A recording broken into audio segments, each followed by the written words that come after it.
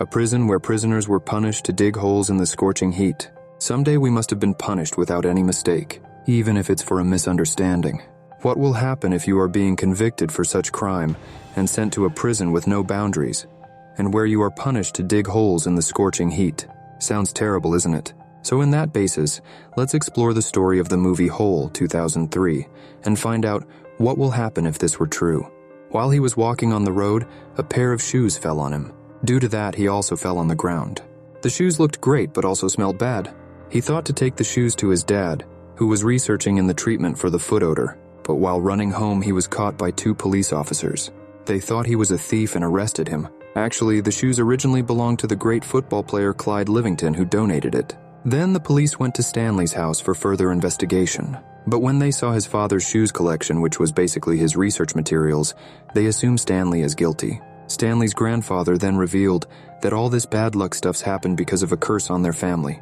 Then the scene shifts to Stanley's court hearing. After hearing, the court punished him with 18 months of prison in Greek Lake. Then he is sent to Green Lake. After reaching there, he first meet with the in-charge named Mr. Sir. He warned him that don't even try to escape from the camp, because there is no water anywhere near the camp, and also there were many poisonous animals around, which had killed many people. Then the in-charge gave him the camp's uniform and ordered him to dig around a hole of 5 foot every day. And someday if he will find something useful, then he will be rewarded with a holiday. After then, Dr. Pendanski helped Stanley and introduced other kids to him. There he meet a small boy who used to be quiet and didn't talk with anyone. Everyone used to call him Zero. While having lunch, Stanley revealed to everyone that he was framed falsely in a crime. Actually, he didn't steal the footballer's shoes, but he is serving his sentence. After listening, this Zero asked him that if the shoes got any red line-like marks, in which Stanley agreed. Everyone gets shocked after hearing Zero talk.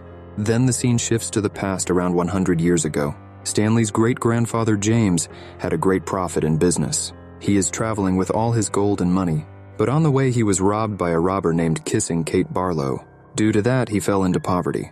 Now there was no option left, so he started working in a man's stable for his survival. But there he falls in love with his owner's daughter. Then he reaches out to Madame Zeroni, a local fortune teller, for help. James asks her help to win the lady's heart. Then Zeroni said that the girl is an idiot, and he should go to America for his own good. But James did not listen to her, and goes to ask the girl's father for her hand, to which her father proposed a condition for marriage. He asks him to bring a big and fat pig to prove his ability. Then again he reaches out to Zeroni for help. This time she helps him.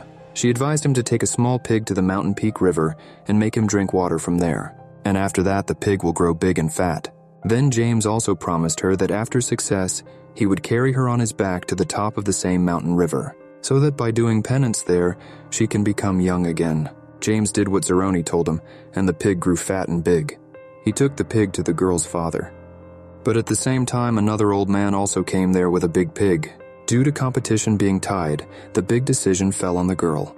But the girl turned out to be really stupid, and she agreed to marry that old man. After all this, James also angrily left to America, but he forgot his promise to take Zeroni to the mountain peak. Zeroni felt betrayed, and out of anger, she cursed James and his entire male members of his bloodline with bad luck. Then again the scene shifts to present. One day while digging hole, Stanley found an ancient and unique stone piece. He shows that piece to the Dr. Pendanski, but he says that the stone has no value there, and he should find something else valuable. Then the scene again shifts to the past 100 years ago. It was revealed that the warden's grandfather, Trout Walker, used to live on Green Lake. Green Lake, which was now a desert-like place, used to be a lake full of water. There lived a black man named Sam, who used to sell onion, which prevents people from the poisonous animals. There also lived a teacher named Catherine. Both Sam and Catherine fell in love, but Trout Walker and others were jealous from them. Then the scene shifts to present. There Stanley joins Rex and his group of friends. They gave him a title called Caveman. One day while Stanley was reading his mother's letter, Zero saw him and asks him to teach him read and write. Zero was illiterate, but shows his interest to learn. At first, Stanley denied to teach him. He said after doing all the day work he gets tired and doesn't possess any energy to teach him. One day while digging, Stanley again found something. That bullet cover-like thing had KB written on it. When Rex found out that, he immediately snatched the thing from Stanley and gave it to the guard. He lied to the guard that he found that for a holiday. Then the guard informs about that to the warden Walker, which turns out to be a beautiful lady. Pleased with that thing, She gave a reward to Rex and Grant his holiday. Then she ordered everyone to dig near the hole where they found the bullet cover-like thing. Then the scene again shifts to the past. Sam went to meet Miss Catherine. Sam notices water dripping from the roof, so he fixed that for Catherine. Gradually, their closeness starts increasing. Then their closeness turned into love. But it made everyone around them jealous because every man on the town wants to win Catherine. One day, Troutwalker also confessed his feelings to Catherine. She denied Trout's offer, which hurts his ego. Then after a few days, he saw Sam and Catherine kissing. Then out of anger, he burned down Catherine's school. When Catherine complained about this to the policeman, he didn't take any action, but on the opposite, he harassed Catherine by asking her for a kiss. The policeman also revealed that Sam has formed an interracial relationship, which was a crime in that era. So for that crime, he will be executed. Catherine runs to tell all of this to Sam, but she got late and finds out they took Sam in his boat and executed him. Catherine was deeply shocked and determined to avenge Sam's death. At first, she went to the policeman and shoots him. After killing him, he kissed on his cheek and left her red lipstick marks on him.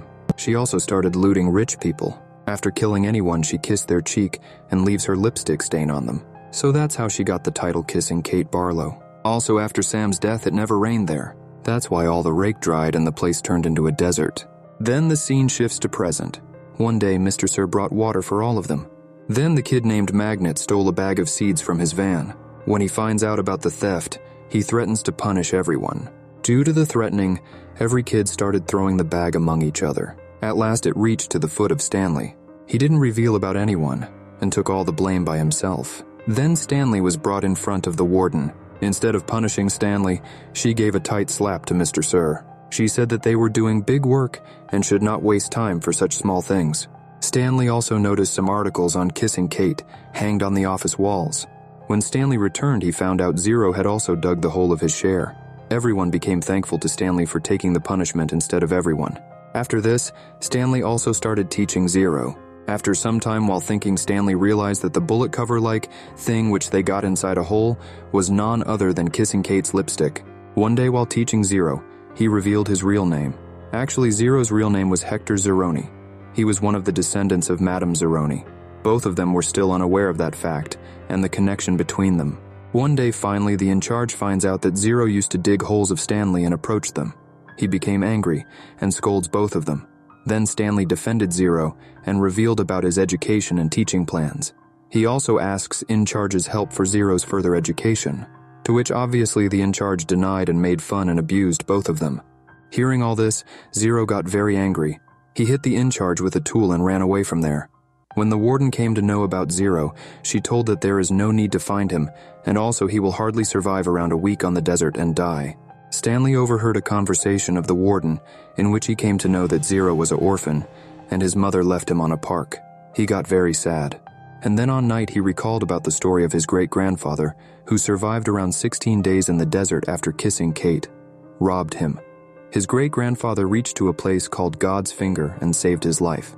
But till today no one knows about the actual location of that place because when James returned back, he had gone quite crazy. Then the next day, to save Zero's life, he himself ran away from there. After wandering for some time, he found Zero under a boat.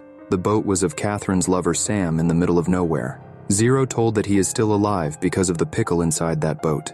After some time, both saw a human finger-like mountain peak from the distance. Then Stanley realized that was the same Godfinger Hill. Both decide to reach the peak to save their life. While in between the climb, Zero got too tired and fell on the ground. He was not capable to climb further. Then Stanley lifted him in his back and continued the climb. Finally, they reached to the peak, to the river. There also Sam used to grow onions, which he sells. Stanley gave water to Zero, a descendant of Zeroni, and unknowingly broke the curse on his family. They also ate some onions to regain their strength. After the curse breaks, Stanley's lawyer won his case and goes to the Green Lake prison to bring him back. But Warden successfully hides about Stanley from her. Then the scene shifts to Stanley and Zero. Zero finally told Stanley the truth. He revealed that he was the one who stole the shoes. When police started chasing him, he is the one who throwed the shoes from the bride to Stanley. Even after knowing all this, Stanley did not feel bad because he had finally found the Godfinger Hill. Then the scene shifts to the past. Finally, Kate Barlow found Sam's boat in the middle of the desert. She sits beside the boat and cried for Sam. Then suddenly Troutwalker and his wife appears there and pointed the gun to her. He demands all her looted money. but she denied to reveal anything to him. Then suddenly a poisonous yellow lizard bites her on the hand and she died. The location of the treasure remains mystery to them. From that day, the descendants of Troutwalker started digging holes on that area in the search of Kissing Kate's treasure. Then the scene shifts to Stanley and Zero, who now have returned back to the prison area. Both starts digging the hole where they found the Kate Barlow's lipstick. After digging for some time, they finally found out the treasure box.